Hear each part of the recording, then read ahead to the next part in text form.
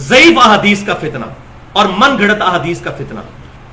تو ایک میرا جملہ جو ہے یہ اپنے حرز جاں بنا دے، اور وہ جملہ یہ ہے کہ منکرین حدیث پیدا ہی اس لیے ہوئے ہیں کہ ان لوگوں نے تمام ضعیف احادیث اور قصہ کہانیوں کو بھی اپنے عقائد و نظریات کا جو ہے منبع بنا لیا.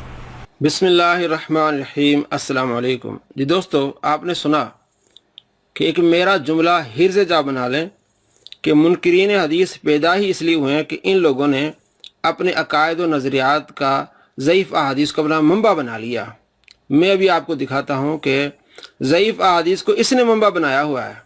ضعیف احادیث بیان کر کے کس طرح فقہا پر تان کرتا ہے، کس طرح فقہا پر جو غلط باتیں کرتا ہے. نعوذ باللہ فقہا کو ابلیس کہتا ہے. خود یہ ضعیف حدیث بیان کر کے فقہا اور محدثین کو ابلیس کہہ رہا ہے. سنیے. ایک دوسرے کو ابلیس کہہ رہے ہیں. ابلیس کون ہے؟ مسند احمد میں صحیح سند کے ساتھ یہ حدیث ہے.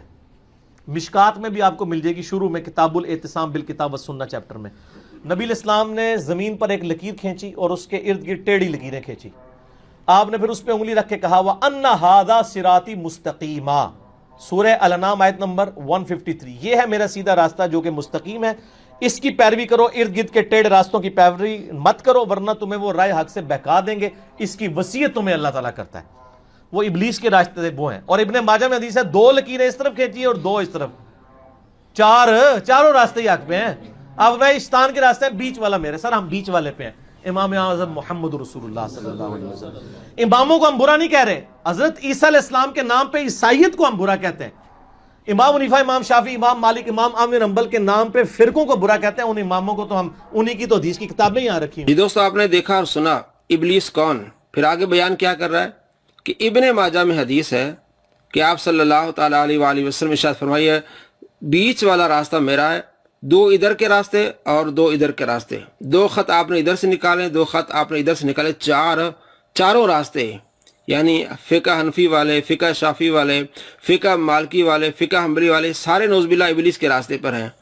خود یہ ضعیف حدیث کو منبع بنا کے اپنے آپ کو ٹھیک کہہ رہا ہے اور تمام فقہا محدثین کو نعوذ باللہ شیطان کے راستے پر بتا رہا ہے. اور یہی حدیث جو ابن ماجہ میں ہے، 2 ادھر راستے اور 2 ادھر راستے والی، یہ ضعیف حدیث ہے. سامنے کتاب اس نے رکھی ہوئی ہیں، عربی آئے تو پڑھے. زبیر زئی نے کہا ہے کہ اسنادہ ضعیف، اس حدیث کی سند ضعیف ہے اس لیے کہ اس میں مجالد راوی اور جو ضعیف راوی ہے. اور جو مسند احمد والی حدیث ہے اس میں اتنا ہے کہ آپ صلی اللہ تعالیٰ علیہ وآلہ فرمائے کہ بیچ والا راستہ ہمارا ہے، آگے پیچھے والے دائیں بائیں والے راستے جو وہ ابلیس والے راستے ہیں. 2 کا ذکر نہیں ہے. جس حدیث میں 2 خط ادھر آپ نے کھینچے، 2 خط ادھر آپ نے کھینچے، اور جس نے یہ تان کیا فقہا محدثین شوافع اور حنابلہ اور مالکی دوسروں پر، تو اس حدیث کے بارے میں اس کے خود بابا جی کہتے ہیں کہ یہ حدیث ضعیف ہے. ابن ماجہ حدیث نمبر 11، اسناد ضعیف، اس کی سند ہی ضعیف ہے.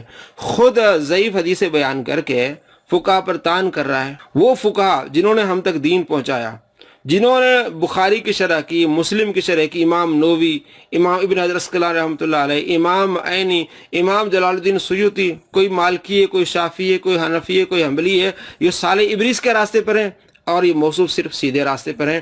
اور ضعیف حدیث پڑھ کے 2 خط ادھر 2 خط ادھر، اس کے بابا جی نے کہا یہ ضعیف ہے. اس ضعیف کو لے کے تان اور تشنیع کر رہا ہے فقہا پر، اپنے آپ کو ٹھیک کہہ رہا ہے. دوستو کتنا بڑا فراڈیا ہے جو اپنے آپ کو صحیح کہہ رہا ہے. ضعیف حدیث لے کے ابن ماجہ میں 11 نمبر حدیث ضعیف، اس کے بابا جی نے کہا یہ ضعیف ہے. جو یہ بتا رہا ہے کہ 2 راستے ادھر ہوں گے، 2 خط ادھر کھینچے آپ صلی اللہ علیہ وسلم نے، 2 خط ادھر کھینچے، تو وہ چار جس پر اشارہ کر رہا ہے ابن ماجہ کے حدیث وہ ضعیف ہے. آپ کو معلوم ہوا کہ کتنا یہ فراڈیا ہے، کتنا بڑا مکار ہے کہ ضعیف حدیث سے اس طرح اپنے مسائل نکالتا ہے اور دوسروں کو کہتا ہے کہ ضعیف حدیث فتنہ ہے. اس کو سمجھیے. یہ تمام فقہا کو نعوذ باللہ یہ ابلیس کہہ رہا ہے. شوافع ہوں، حنابلہ ہوں، مالکی ہوں، جتنے بھی فقہا ہیں نعوذ باللہ من ذالک، ان کے بارے میں اس طرح کی زبان ایک مرزا قادیانی نے استعمال کی تھی جو مرزا جہنمی تھا، اور دوسرا مرزا جیل میں، اس نے وہ زبان استعمال کی ہے.